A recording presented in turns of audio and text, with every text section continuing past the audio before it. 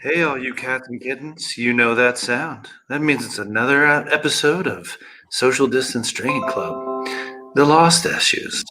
Lost episode? What did we decide on? I ruined it. I We ruined kind it. of just threw it together, so it was a lost episode, but clearly we're here and all our wonderful viewers are here, so they found it. So good on them. Based on your intro, Ledford, it sounds like the smooth jazz episode. Why not? Why not? So, yeah, it's the Lost episode because we think Yusuf may actually have been lost somewhere in the Mayan ruins or the Yucatan Peninsula. Who knows? It's the weirdest Where's Waldo of all time.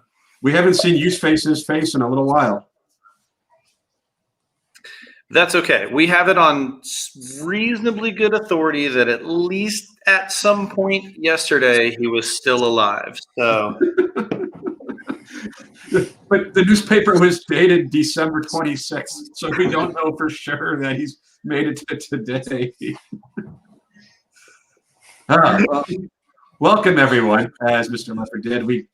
It's SDDC. Let's do our normal around the table or around the horn. What are we drinking? Let's start with Mr. Brett Berry. Brett Berry, he with the funny noise. What are you drinking? I don't have the can because I opened this a while back, but I have the Sonic Pueblo Vita IPA, solid standby from Tucson, Arizona. nice. If you had the can, we might could talk about the fact that the label art is actually different frequencies, like common frequencies found in everyday life between like a 1440 modem back in the day to an airplane. It's all the different sonic frequencies. But you don't have the can, so we shouldn't even talk about that. That's really cool, though. Is it well known that that's what the art is for? Like the frequencies, there are different frequencies for things. Like, is that common knowledge? No, I like it literally, like I heard about it from Eric Ehrman, who also uses the same from Hermanos, the restaurant here in town. He uses the same artist for some of their graphics and logos that Pueblo Vita uses for all of their can art. So I think it's very much an inside baseball. If you're watching this show, you are some of the few people who actually know that little fact. That's a good fact. An educational episode of the SDDC. Mr. Ledford, what are you drinking? Let's be honest. I bought this for the can art. It's the Love Hazy IPA, which they have done in the past, but this is their Christmas sweater edition. And Julie really wanted to have this can for another succulent planter for our little beer garden. It's all right.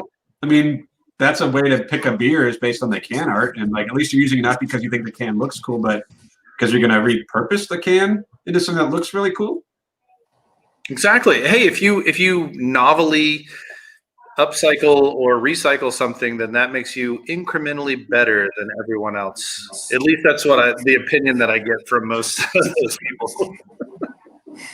We're craft beer drinkers. We have beards. We know we're better than everyone else. Fair.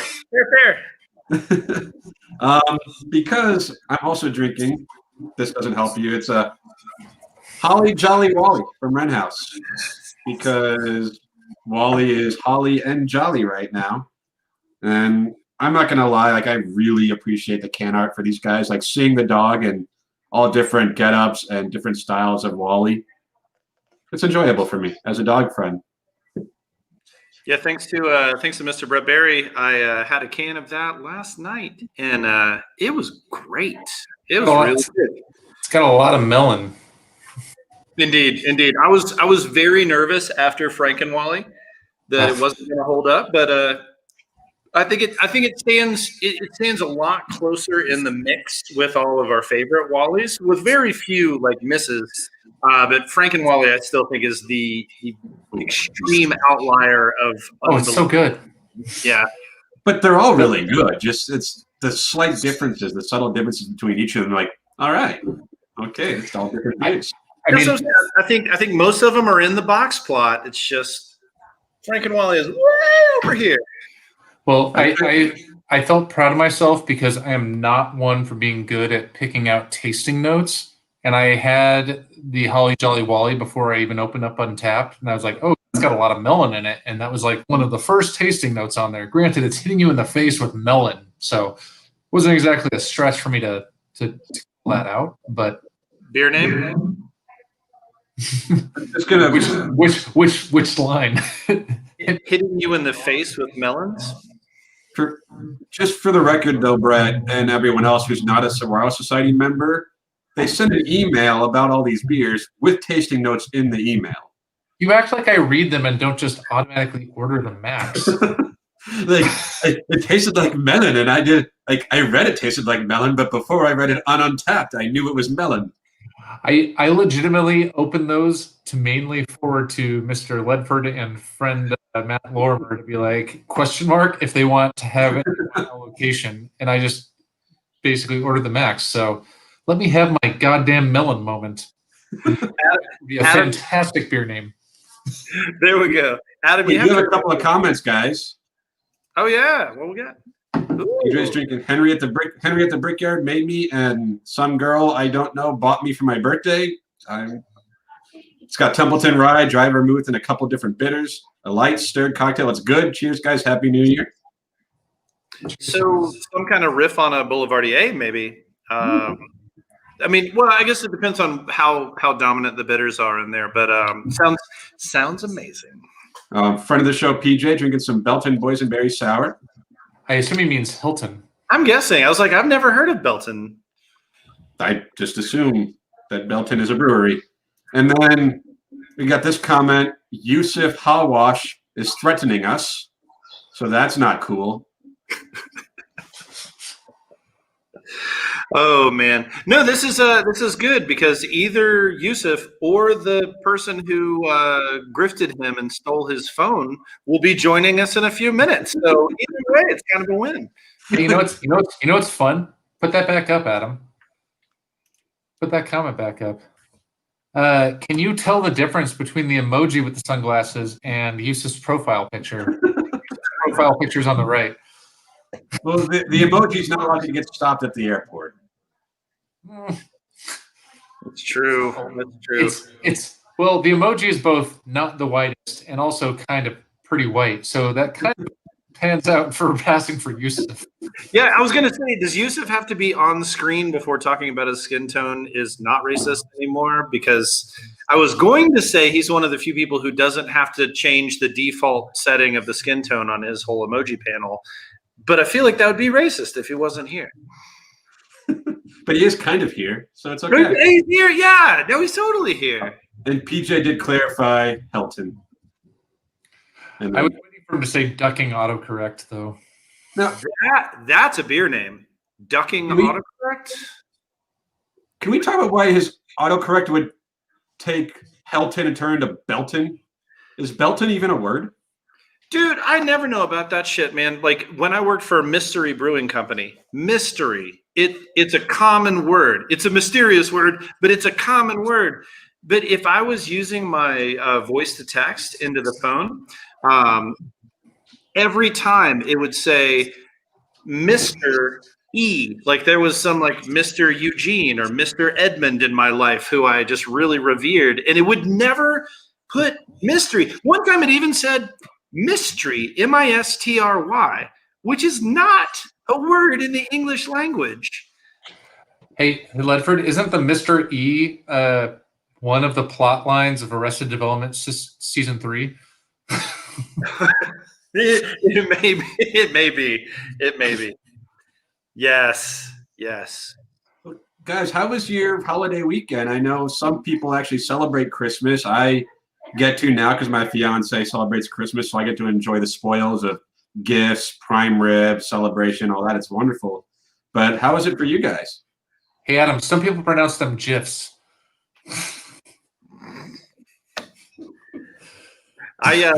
My holidays were boring, as they should be, as I hope everyone's were. No, it was really nice. One great friend, classy alcoholic, who you guys know is in our bubble. He's a close friend. He came over for Christmas, and we made some German Rinderrouladen, which is a fancy word for beef roll-up. And just drank a lot of beer, watched Wonder Woman 1984, ate till we were tired, and then drank until we were awake again, and then we ate some more.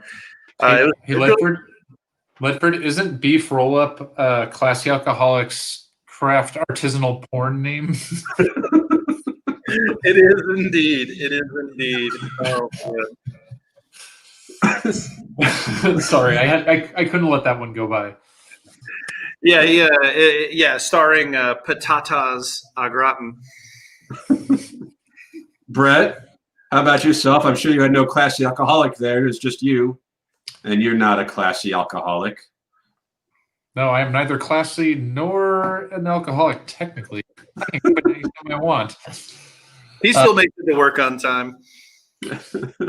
No, so after some consternation, Ellie and I definitely called my parents to feel them out to see how much they had been isolating. So after my mom basically lambasted me on the phone with how bored she's been for the last week, we felt better about going down to the Tucson area and go to my sister's house, and we basically stayed outside in masks when you weren't eating or drinking for a couple hours.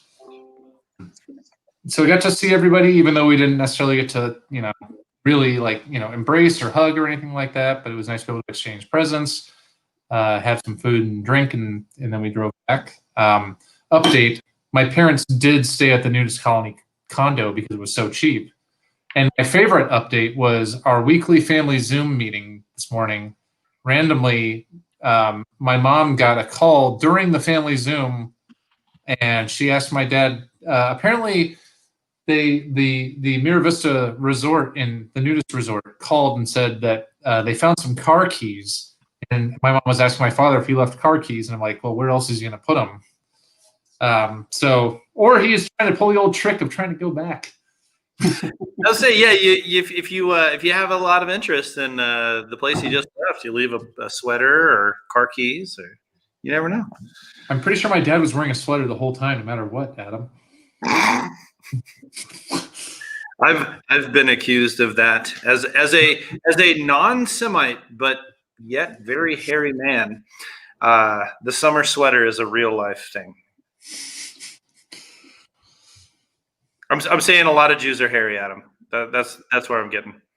Oh, okay. Yeah, no, that's a fact. Yeah. We talked, I think, last time about like what our Christmas plans were, and I remember saying that we were just going to do it ourselves, and we weren't going to have anybody over or anything like that, trying to be as safe as possible. And it turns out we audibled a little bit. My fiance's mom really wanted to do Christmas. She's had an interesting time lately and just wanted to be around some family, and we trusted her implicitly to be safe. Like, she's in a position where we won't worry about her. And then Bubby wanted to come over and join this, and there was obviously that nervousness, from my perspective. So I'm like, well, we've been really safe, I think, but we also haven't been locked in our home for, the better part of 2 weeks or a month or however long to feel like we're totally good. We did go and get tested on Thursday morning, which no expectation that we'd get those results by Friday. Like, none at all. But then we did the rapid test that we were able to procure Friday morning, and they came up negative. And then Saturday, we got the results from our Thursday test, also negative. So feeling pretty good. But even with that said, like, we were able to do it. The weather in Phoenix was so great Friday. It was warm. It was sunny. So we did all the eating portion outside, which already adds a level of safeness and comfort there. We bribed the dog with a ham bone, so he ignored us for 40 minutes. It was great. But then when we went back inside, able to put masks on and enjoy it that way, spaced out with doors open, a lot of airflow inside the house and everything. So feeling pretty good about that. And to be honest, like, Christmas isn't my holiday, obviously, but I did feel good about being able to help it be somewhat normal for everyone who really needs it. Because I know it's a tough time of year for a lot of people who rely on being around family, being around friends. So it's like, hopefully everyone who did that did it safely. I mean, hoping the same for us too. But it ended up being pretty fun. Sounds like you took all the reasonable precautions, man. Yeah, well, that's the thing. And like, I remember asking Bubby, I'm like, hey, this is what we're doing. You're an adult. It's up to you. She's like, well, you're doing this. I feel good about this. Like, I want to be there. I'm like, okay. Like, but obviously, I'm sure I can speak for a lot of people who did get together. It's like, we'll feel a lot better 2 weeks from now when everyone's still fine, But there's another thing about the holidays. Like, I had some eggnog a month ago, Tammy got some. It was like a really boozy eggnog, and it was delicious. Is it a controversial drink around this time of year? I think so. I mean, I'm all about eggnog, but I have definitely run into some people who are hardcore against it. I don't have a lot of time for non-alcoholic eggnog though. It's tasty, but I'm like, I don't want to drink half and half with vanilla flavoring. I want to have it be an intoxicating beverage that also happens to make you regret, your lactose intolerance later. Do you like egg yolk, but it's fattier? Here, I have the drink for you. Brett, what's your thoughts on this, man? In my life, I when I was young, I started off very much on the eggnog train. Then for a little while, I was kind of like, the thickness, the viscosity, I wasn't super all about. And now I've kind of come back to being pro nog. Mainly also because now I'm an adult and I can put some, booze in it. I can tell you that Ellie has been knocking down the Kahlua and eggnog quite a bit, which, we had a wonderful post-Christmas Day celebration where we just drank all day and watched the entire season of Ted Lasso. Now, that was a time. I gotta get Hulu. I've heard that Ted Lasso is just a phenomenal show that no one should miss. And by Hulu, you mean Apple. Oh, that's right. Apple TV. The other subscription service. Freaking autocorrect. the other white download. we started watching this show called For All Mankind, also on quote unquote Hulu, and it's pretty good. So really Apple TV or yes, it's definitely on Apple TV. Yeah, I mean, we would definitely watch on Apple TV. Is it Apple Plus? I don't even know what the thing is called. I don't know. I think Apple fucked up by having Apple TV as an external device before they decided to actually make their own content. So it just confuses everyone. They should go to Apple Max and just blend it with HBO Max, and nobody will know what's going on. It'll be Netflix or the other one with the Max in the name. Ledford, you watched Wonder Woman 84. What did you think? 6 out of 10. I'm in the camp that I thought the first one was an absolute masterpiece. Here's why. I thought that it took a different spin. They did all the powers discovery and like young superhero coming into their prime. That is just beautiful, and it's some of the most fun about that comic universe. But they also did some pretty interesting and fun character development. The pacing was great. The scoring was amazing. It really flowed well between all the different chapters. I thought it was great. 84 suffered because they didn't really capitalize on the 80s too much. Like they went completely style with no soundtrack. They didn't license a single number one 1980s hit for the entirety of the movie. You spend $200 million and I can't get some Boingo Boingo or some Aha. Come on. Then they just completely flattened out Kristen Wiig's character, who is an amazing actress. She is so good at what she does. She acted the part beautifully, but they gave her no real motivation other than like, oh, I guess if you're popular, you just must be the completely most selfish, self-serving person in the universe. And they discounted, without too many spoilers, they just discounted the idea that towards the end of the movie, anyone would ever have a single goddamn altruistic thought. That to me means that they didn't think it through. They had a good idea. I think they tried to capitalize on the lightning in the bottle that was the first movie, and it fell a little bit short. I still am thumbs up for watching it because the action scenes were really cool. The fashion of the 80s and the fact that they really did their due diligence on vehicles and technology and all that stuff, it was pretty cool from that perspective. But outside of that, I just don't have a lot to say about it. I think that other movies have done everything that it did better, and all the cool stuff about like respectful women and respectful women's environment on the private island and all that stuff, like none of that translated, and so it was just very boilerplate. Did they have a cameo of Doc Brown working on his time machine in 1984 before the alternate 1985? Because that would have been goddamn genius. Holy. That would have been amazing. I would have just been like, fan service times 10. I don't even do those fan service movies. Like was it Captain Marvel? We started doing like a Marvel marathon over the weekend too because I love Marvel movies, and like I'm the camp that I thought the first Wonder Woman was kind of overrated. Like it was fine. No, like I think it was good. Well, that's fair. Like this is my hill. I'll die on. I thought it was fine. I think DC, their movies, the bar is so damn low. Where if it's just a competent, yeah, okay, that was a movie, then it means it was good. And I also think people wanted it to be really good. And there were aspects of it that I really enjoyed. But as a just movie, like when I compare it to other comic book movies and like the Marvel universe and those movies, it pales in comparison. You know, because DC cannot make a good movie to save their lives.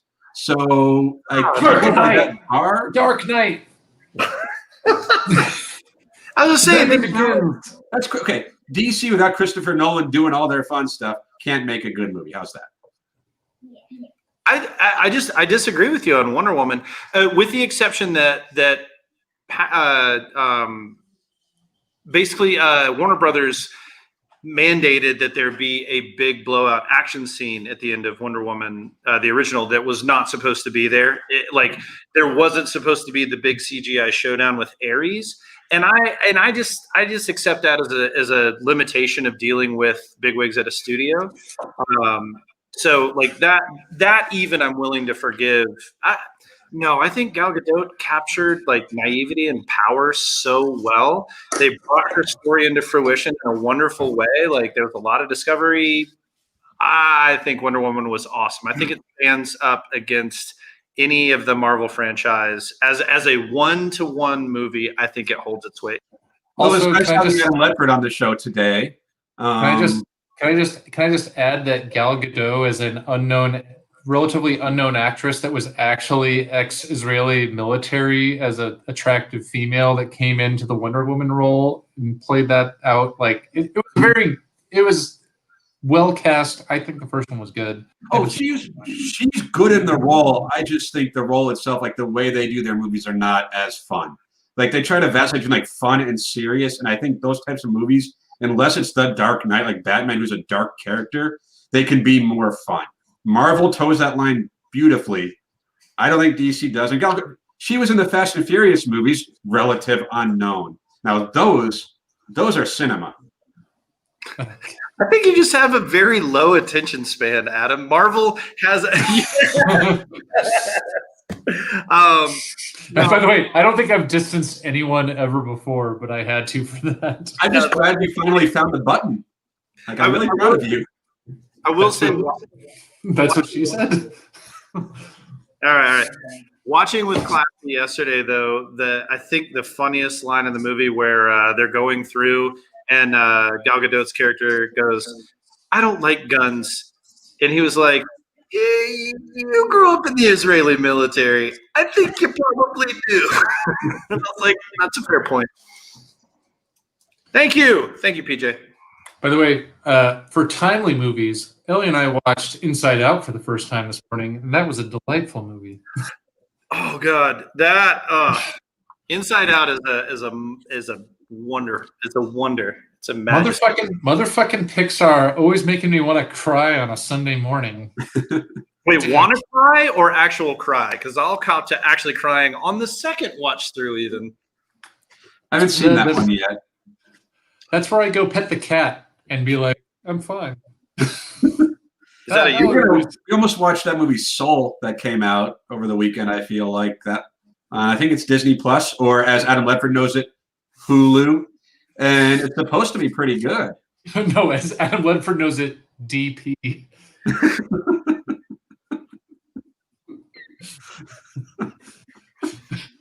I'm just gonna let that one breathe for a minute. It's hard to let it breathe in the middle of a DP. Well, guys, before we move on to anything else, we do have a weekly tradition on the Sunday episode. We pick the Sunday night football game. This week it is the Tennessee Titans at the Green Bay Packers. Wait, Adam, I assumed you meant our weekly tradition was Yusuf being late because he said he was joining us soon. This is one of our weekly traditions. Then, okay, one of our weekly traditions on the Sunday show. I did say Sunday show, but you just late on all of them.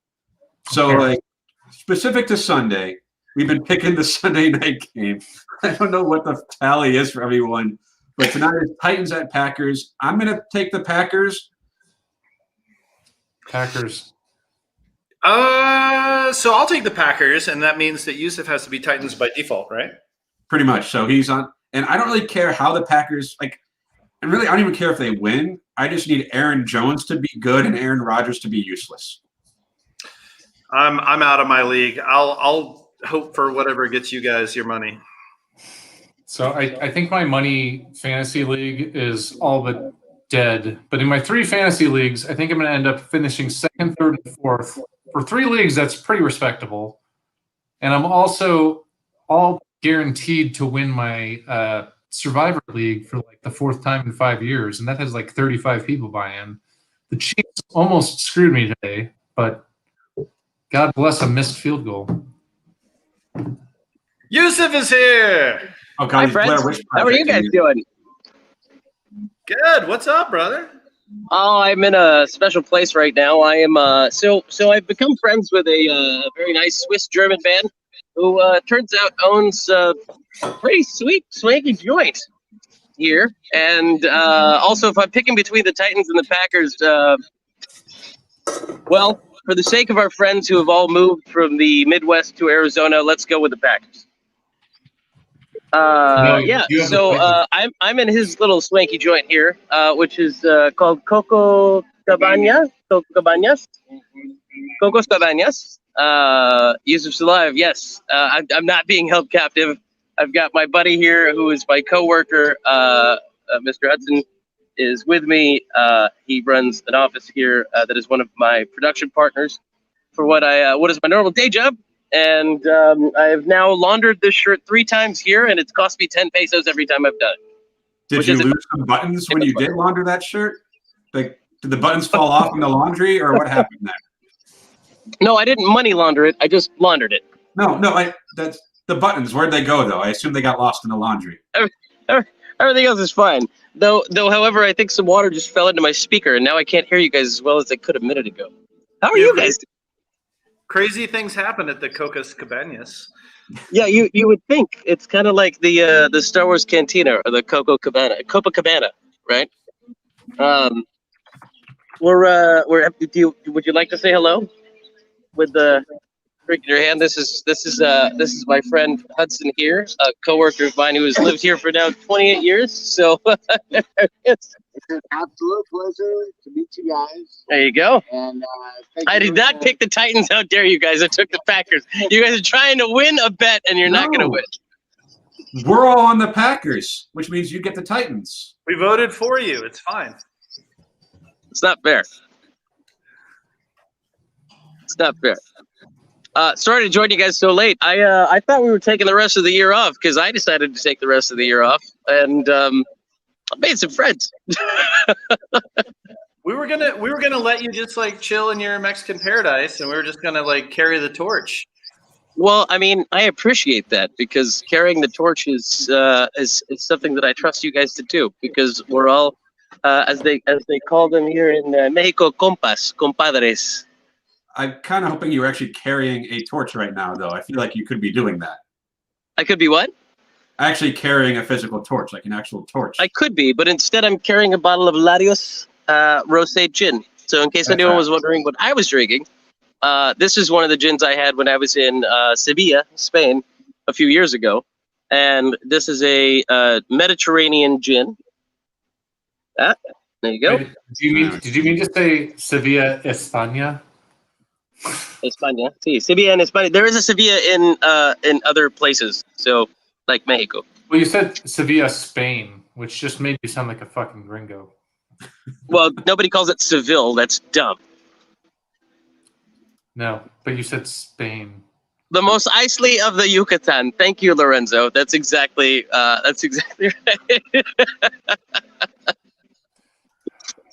I miss you guys. I really do. You know what's funny? Yusuf has the death sentence on 12 systems.